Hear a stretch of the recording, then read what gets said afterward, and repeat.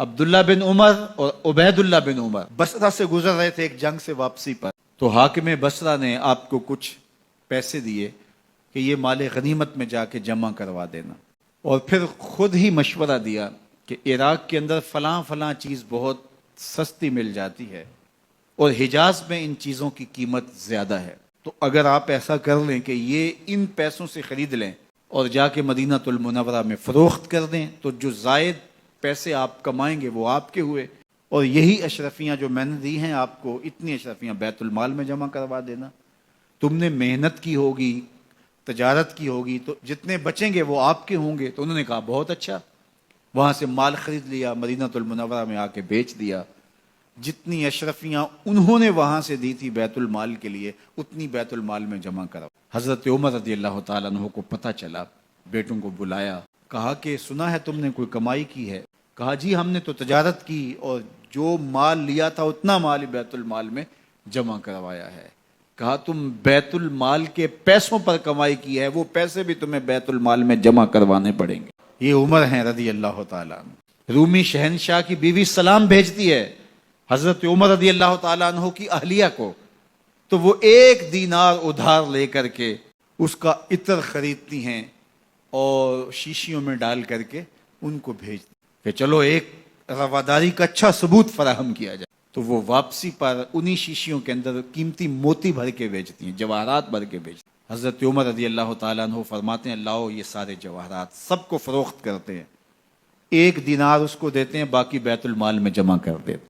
تو جب اپنی زندگی اتنی محتاط ہوگی، اتنی خوبصورت ہوگی، تو پھر کس طرح کوئی گورنر زیادتی کر سکتا ہے؟ تو حضرت سیدنا عمر رضی اللہ تعالیٰ عنہ نے اپنا طرز زندگی اور انداز معاشرت اتنا سادہ اور اتنا خوبصورت رکھا کہ اس کے مطابق تمام گورنروں کو ڈھالنے کی تلقین کی۔ آپ جب بھی کسی شخص کو بطور گورنر اس کا تعین کرتے تو اس کو یہ نصیحتیں کرتے، ایک ترکی گھوڑے پہ سوار نہیں ہوں گے، باریک کپڑا نہیں پہنیں گے، اور انچھنے آٹے کی روٹی کھائیں گے، مکان کا دروازہ نہیں لگائیں گے، کوئی حاجب نہیں رکھیں گے، چوکیدار نہیں رکھیں گے، بواب نہیں رکھیں گے، جو تمہارے تک پہنچنا چاہے ڈائریکٹ پہنچ جائے۔ اللہ اکبر۔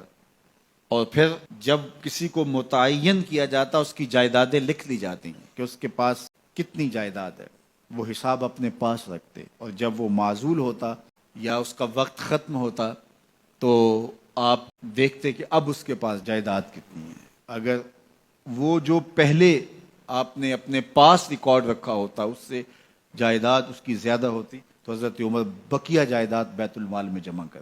اللہ اکبر۔ اور یہ کیسے تھا؟ گورنر بول نہیں سکتا تھا، اس لیے کہ حضرت عمر کی اپنی بود و باش بھی اسی طرح کی تھی، اپنا طرز زندگی بھی اسی طرح کا تھا۔ مال غنیمت میں بہت ساری چادریں آتی ہیں جو سب کو تقسیم کر دی جاتی۔ خطبہ جمعہ دینے کے لیے آئے تو ایک شخص کھڑا ہو گیا، عمر خطبہ بعد میں سنیں گے، پہلے یہ بتائیں کہ یہ جو تم نے قمیض پہنی ہے یہ کہاں سے آئی؟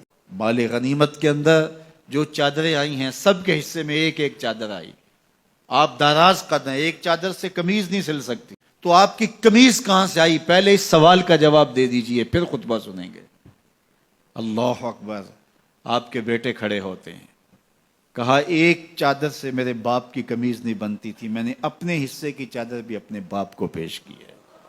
اس نے کہا اب سناؤ، اور ہم سنتے ہیں۔ یہ ہے حضرت عمر رضی اللہ تعالیٰ عنہ کی اپنی ذاتی زندگی۔ ایاز بن غنم کے بارے میں یہ پتہ چلتا ہے کہ وہ موٹے کپڑے نہیں باریک کپڑے پہنتا ہے، اس نے گھر کے دروازے پر بواب بھی رکھا ہوا ہے، چوکیدار بھی رکھا ہوا ہے۔ تو حضرت عمر رضی اللہ تعالیٰ عنہ محمد بن مسلمہ کو بھیجتے ہیں، محمد بن مسلمہ جاتے ہیں اور جا کے تحقیق کرتے ہیں تو ایسا ہی پاتے ہیں، تو ان کو وہیں گرفتار کر کے اور حضرت عمر کے دربار میں پیش کیا جاتا ہے، چھڑی اس کے ہاتھ میں دے کر فرماتے ہیں جاؤ تم بکریاں چرایا کرو، تم گورنری کے لائق نہیں ہو۔ ایک گورنر کو بکریاں چرانے پہ لگا دیتے ہیں اس لیے کہ تم نے ان اصولوں سے، ان ضابطوں سے انحراف کیا ہے جو ایک سلطنت کے ذمہ دار کے لیے لازم اور ضروری ہیں۔